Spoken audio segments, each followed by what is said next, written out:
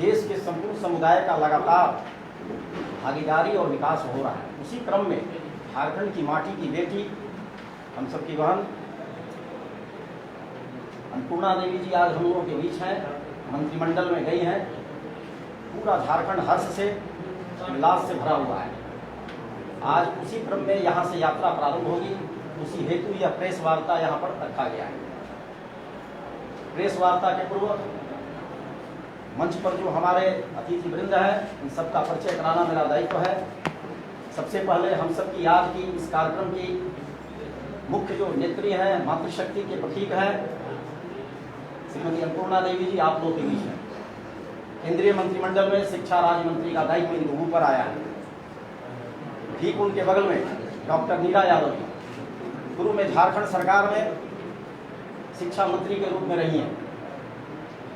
ठीक दाहिने तरफ इस पूरे अभियान को जिनके ऊपर संगठन ने महती दायित्व दिया है, हमारे प्रदेश के महामंत्री हैं श्री आदित्य साहू जी, इस पूरे अभियान के प्रभारी हैं, जिनकी देखरेख में अभियान चलेगा। ठीक उधर हमारे बाईं ओर इस अभियान के सह प्रभारी के रूप में दिन रात जो लगे हुए हैं श्री बाल मुकुंद सहाय जी, पूर्व प्रदेश महामंत्री, वर्तमान में इस प्रमंडल के प्रभारी, हजारीबाग जिला के प्रभारी। ठीक उनके बगल में भारतीय जनता पार्टी के नेता, प्रदेश के मंत्री, इस अभियान के सह प्रभारी श्री सुबोध सिंह गुड्डू जी हैं। लगातार ये सब के मार्गदर्शन में पूरा संगठन लगा हुआ है। ठीक उनके बगल में पूर्व जिला अध्यक्ष श्री टूनू गौड़ जी, और इस जिले के प्रभारी भी हैं। लगातार वो अपना समय दे रहे हैं।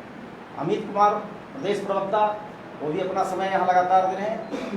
हमारी बाईं ओर आप लोगों के बीच के इस जिला के नेतृत्वकर्ता, जिला अध्यक्ष, एक अच्छे कार्यकर्ता श्री नितेश चंद्रवंशी जी, रमेश बाबू बहुत पुराने और कर्मठ भारतीय जनता पार्टी के कर्मयोगी हैं, आज प्रदेश कार्यकारिणी के सम्मानित सदस्य हैं। हमारे मीडिया के प्रभारी जो लगातार इस क्रम में रहेंगे, अशोक बड़ाई जी, और उनके सहयोगी श्री रंजीत जी, मुकेश गुप्ता जी इस पूरे अभियान में रहेंगे। मैं अवधेश कुमार, भारतीय जनता पार्टी का प्रदेश प्रवक्ता। अब आपके बीच प्रेस वार्ता। नमस्ते। खुल है।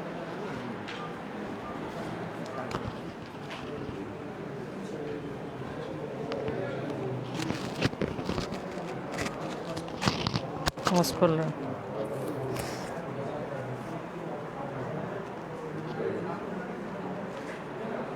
सभी को बहुत बहुत नमस्ते, प्रणाम। और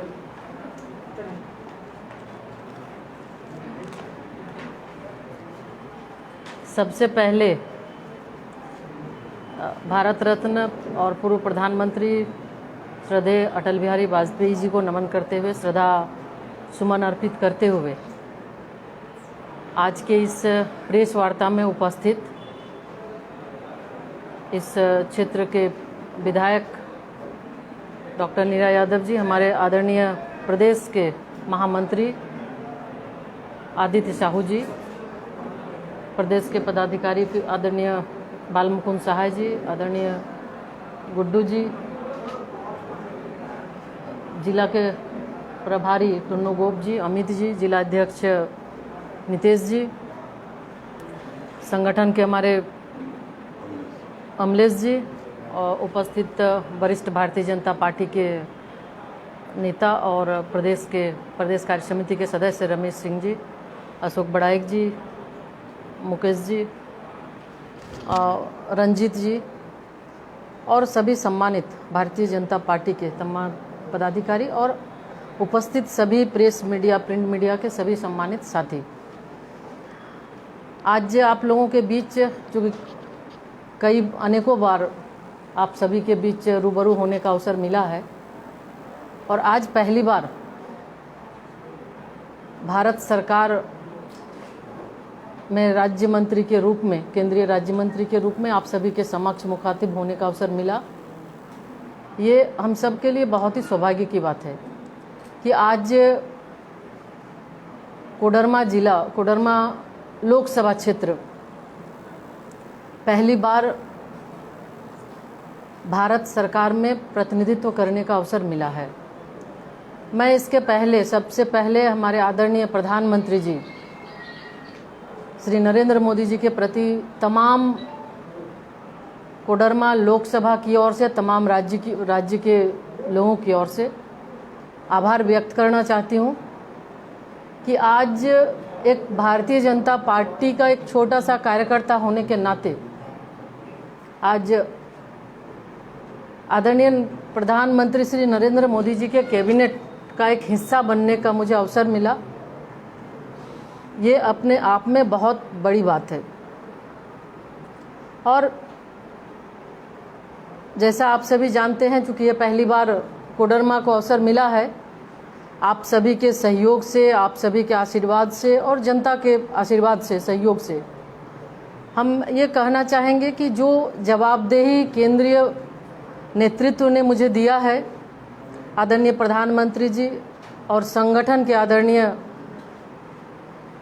नड्डा जी ने जो जिम्मेवारी जो सौंपी है, जो एक भरोसा और उम्मीद जताया है, मेरा पूरा प्रयास होगा कि एक ईमानदारी के साथ अपने इस दायित्व का निर्वहन करने का, और समय समय पर हम ये भी आग्रह करेंगे, आप लोगों से अपेक्षा करेंगे, चूँकि आप प्रबुद्ध समाज से आते हैं, आप मीडिया के साथी हैं, देश विदेश से जुड़े रहते हैं, निश्चित रूप से आप लोगों का मार्गदर्शन भी समय समय पे चाहेंगे कि आप लोग मार्गदर्शन दें कि कैसे हम सब मिलकर अपनी इस नई जिम्मेवारी को, जवाबदेही को लेकर हम आगे बढ़ें। और ये मंत्रिमंडल वाकई में अगर हम देखें तो जो एक आदरणीय प्रधानमंत्री जी जब श्री नरेंद्र मोदी जी जब नेता चुने गए 2014 में, उन्होंने कहा था कि ये एक सर्वसमावेशी और आम जन के लिए ये सरकार समर्पित होगी। अंत्योदय जो हमारा मूल मंत्र है, ये सरकार उस अंतिम व्यक्ति के लिए समर्पित होगी। और आज इस मंत्रिमंडल के गठन में ये हमें लगता है कि ये दिखता है कि पूरे भारत का प्रतिनिधित्व आज के इस मंत्रिमंडल में है। हम अगर बात करें महिलाओं की, आज 11 महिलाएं इस मंत्रिमंडल में शामिल हैं, 27 ओबीसी इस मंत्रिमंडल में शामिल हैं, 12 एससी के मंत्री हैं, एसटी 8 हैं। तो इस तरह अगर हम देखें, सभी जाति, सभी धर्म, सभी वर्ग, चाहे महिला हो, युवा हो या अन्य, हर एक लोगों को इस मंत्रिमंडल में समाहित किया गया है। तो जो सर्वसमावेशी की हम बात करते हैं तो निश्चित रूप से ये इस मंत्रिमंडल में दिखता है। और जो हमारा एक मूल मंत्र है, सबका साथ, सबका विकास, सबका विश्वास, इस मूल मंत्र को लेकर हम देश में आगे बढ़ रहे हैं आदरणीय प्रधानमंत्री जी के नेतृत्व में। और ये हम सभी जानते हैं कि आदरणीय यशस्वी प्रधानमंत्री श्री नरेंद्र मोदी जी अपने कार्यकाल के प्रारंभ से ही बिल्कुल उन वंचित लोगों तक जिसकी निगाह कभी नहीं पहुंची थी, पूर्ववर्ती सरकारें थी लेकिन उस तक कभी नहीं पहुंचे, आदरणीय नरेंद्र मोदी जी ने उस ओर ध्यान दिया। और गांव, गरीब, किसान, अल्पसंख्यक सभी लोगों को जो हमारा कि सबका साथ, सबका विकास, सबका विश्वास जो मूल मंत्र है, तो इस दृष्टिकोण से सभी लोगों को, चाहे देश में रहने वाले जाति, धर्म, संप्रदाय, समुदाय, हर एक को लेकर उनके द्वारा योजनाएं तैयार की गई और कार्य प्रारंभ किया गया। इसके साथ ही हम ये कहना चाहेंगे कि चूँकि आज आप जिस तरह देखते हैं, ये आज जो मंत्रिमंडल का गठन हुआ है, जो दायित्व, शिक्षा का दायित्व जो हमें मिला है, तो निश्चित रूप से ये हमारा भी लक्ष्य होगा। आज हम जिस राज्य में, जिस प्रदेश में हम हैं, भारत सरकार, हमेशा भारत सरकार का ध्यान हर एक राज्य के विकास के लिए रहा है। क्योंकि शिक्षा जिस जो समवर्ती सूची में आता है, लेकिन आदरणीय प्रधानमंत्री जी के द्वारा लगातार किस तरह से राज्यों में शिक्षा बेहतर हो सके, चाहे केंद्रीय संस्थान हो, हम सेंट्रल यूनिवर्सिटी की अगर हम बात करें, आईआईटी की बात करें, तो हर दृष्टिकोण से ये प्रधानमंत्री जी का लक्ष्य रहा है कि हर एक राज्य के बराबर की भागीदारी हो और उसी को दृष्टिगत रखते हुए कार्य चल रहा है। तो ये हमारा भी लक्ष्य होगा कि भारत सरकार के द्वारा जो कार्य चल रहे हैं शिक्षा के क्षेत्र में, उस कार्य को लेकर आगे बढ़ाना और राज्य के साथ मिलकर, चूँकि शिक्षा समवर्ती सूची में है, तो ये हमारा पूरा प्रयास होगा कि एक कोऑर्डिनेशन करके राज्य के साथ समन्वय स्थापित कर, जो आदरणीय प्रधानमंत्री जी का कल भी आप देखे होंगे, लाल किला के प्राचीर से उन्होंने कहा, राष्ट्रीय शिक्षा नीति 2020, राष्ट्रीय शिक्षा नीति 1 वर्ष पूरे हुए। 29 जुलाई को राष्ट्रीय शिक्षा नीति का 1 वर्ष पूरा हुआ। और ये राष्ट्रीय शिक्षा नीति की बात अगर करें तो ये राष्ट्रीय शिक्षा नीति में आज बच्चे ड्रॉप आउट हो रहे हैं, बच्चे अगर सही ढंग से उन्हें पढ़ाई नहीं हो रही, तो इस शिक्षा नीति में हर लोगों के समावेश की बात है। गांव में शुरुआती दौर से ही अगर हम देखें, जो शिक्षा व्यवस्था है, शिक्षा के साथ साथ व्यावसायिक शिक्षा, इसमें महत्वपूर्ण रूप से इस पर विशेष ध्यान दिया गया है कि किताबी शिक्षा हो, साथ साथ व्यावसायिक शिक्षा भी हो। तो इसके लिए क्लास 6 से ही व्यावसायिक शिक्षा की शुरुआत इसमें की गई है, ताकि बच्चों को पढ़ने में भी मन हो और से वो रोजगारोन्मुख शिक्षा की ओर वो आगे बढ़ें। इसके अलावा भारतीय भाषा में, क्षेत्रीय भाषा में पढ़ाई की शुरुआत की इसमें व्यवस्था की गई है। और सबसे बड़ी बात कि टेक्निकल इंजीनियरिंग की पढ़ाई हो, मेडिकल की पढ़ाई हो, अब उसमें भी भारतीय भाषा में पढ़ाई होगी।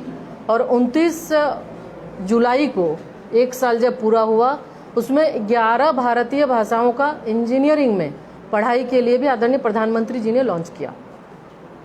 तो इस तरह से हम देखें तो ये एक बहुत बड़ा विजन लेकर आदरणीय प्रधानमंत्री जी चले हैं और निश्चित रूप से इसमें हम सफल होंगे। और एक समृद्ध भारत की जो कल्पना कर रहे हैं, इस शिक्षा नीति के लागू होने से, राष्ट्रीय शिक्षा नीति के लागू होने के बाद निश्चित तौर पे ये दिखेगा। आज हम आज़ादी का 75वां वर्ष की ओर हम बढ़ रहे हैं। अमृत महोत्सव भी देश मना रहा है। तो इसमें माननीय प्रधानमंत्री जी का जो सोच है कि हम जब आज़ादी का 100 साल होगा, यानी कि 25 साल आगे का भारत कैसा हो, आदरणीय प्रधानमंत्री जी इस और ध्यान दे रहे हैं। और इसको देखते हुए हर एक क्षेत्र में उनके द्वारा कार्य किया जा रहा है। और चाहे हमारे अभी जो बच्चे हैं वो उस समय 25 साल के होंगे, तो निश्चित रूप से जो स्कूल के बच्चे हैं उनको भी अमृत महोत्सव में वो सम्मिलित हों। देश की आज़ादी के लिए, देश के अंदर जो हमारे महापुरुषों ने क्या उनका योगदान रहा है, गांव-गांव तक ये हम सबका ये प्रयास है, एक भारतवासी होने के नाते, कि हम लोग गांव-गांव तक लोगों को इस बात के बारे में भी जानकारी दें। और ये एक बृहद पैमाने पे हम आपसे भी आग्रह करेंगे कि इस दिशा में भी आप सबका सहयोग, आप सबका योगदान रहे कि लोगों को, आम गांव तक लोगों को इसकी जानकारी मिल सके।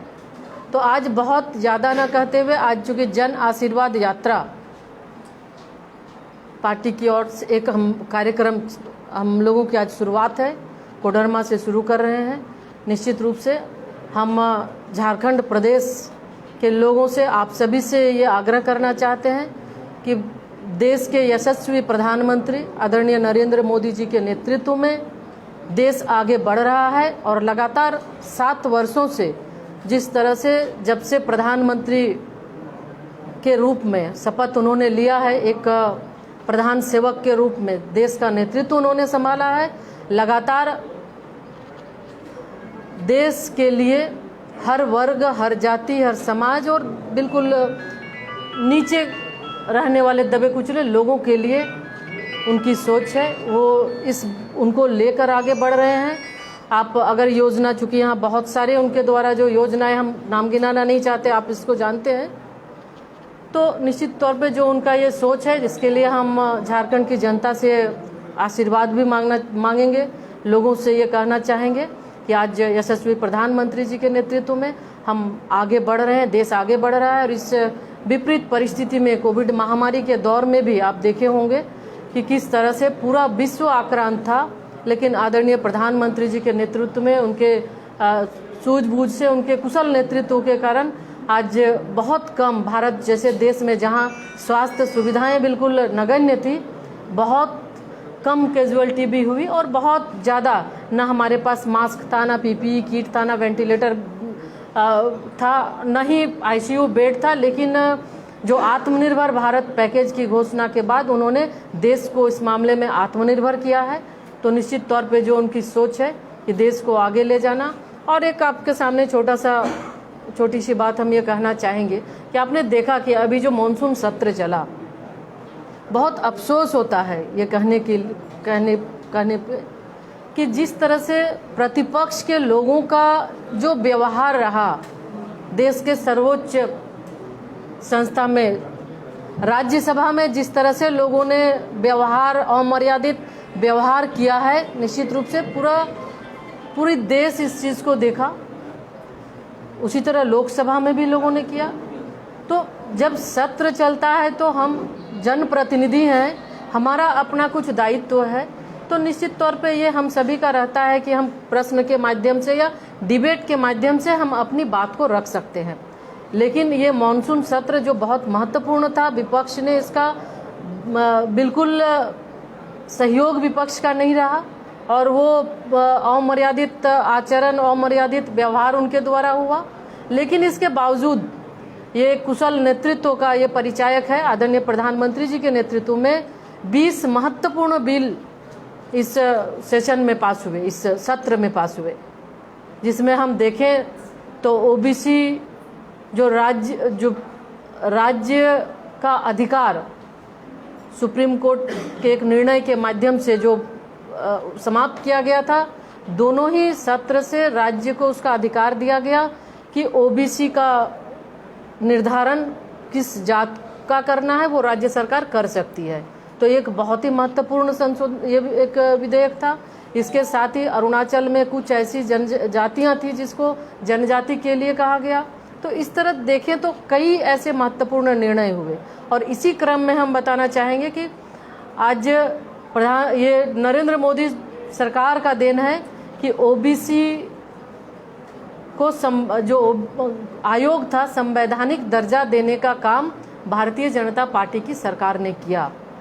और ये अफसोस होता है कहते हुए कि कांग्रेस के लोगों ने इसका विरोध किया, लेकिन उसके बावजूद एक मजबूत नेतृत्व का परिचायक था कि आदरणीय प्रधानमंत्री जी दोनों ही सदन से पास कराकर संवैधानिक दर्जा दिया। साथ ही साथ जो हमारे बच्चे 27% आरक्षण नीट में जो बच्चों को नहीं मिलता था मेडिकल में, तो ये एक महत्वपूर्ण निर्णय आदरणीय प्रधानमंत्री जी के नेतृत्व में लिया गया। बच्चों को आज हमारे लगभग 5,500 बच्चे इस आरक्षण का लाभ ले पाएंगे। सामान्य वर्ग के लिए 10%, जो आर्थिक रूप से पिछड़े हैं उनके लिए भी 10% आरक्षण की व्यवस्था की गई। तो इस तरह से हम देखें तो इस सत्र में भी कई महत्वपूर्ण निर्णय हुए। और फिर से हम आपसे यही कहना चाहेंगे कि आज इस सरकार में आने के बाद पहली बार मुखातिब हुए हैं। निश्चित रूप से इस क्षेत्र में बहुत कुछ अभी शिक्षा के क्षेत्र में समझने का, देखने का है और आप सबका हम सहयोग चाहेंगे। इसी बात के साथ आप सभी से का बहुत बहुत धन्यवाद। और कुछ नहीं करना, नहीं कुछ क्या जन आशीर्वाद यात्रा में डिटेल नहीं बोलना था।